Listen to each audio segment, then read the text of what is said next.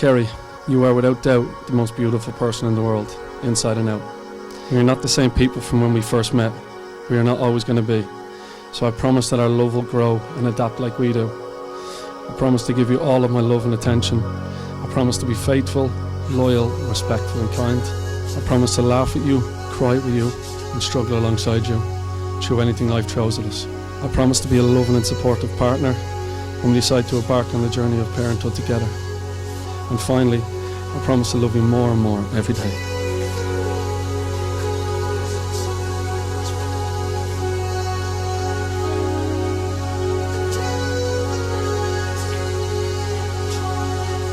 You've shown me a love and respect that I didn't know existed. You're always encouraging me to be the best version of myself, even when I don't feel like it. You've taught me that it's important to show up for the people in your life every day, for your work and for each other. We don't know what the future holds, but I can make you this promise. I love you in both the highs and the lows, when the house is tidy and when it's not. Touchy subject. When we get good news and when we get bad, when you're at home and when you're travelling far away, and when we're young and when we're really old. I promise to love you now until the very end, because anyone can love when it's easy, but I'll love you even when it's not. I'm so proud to be your wife. I love you.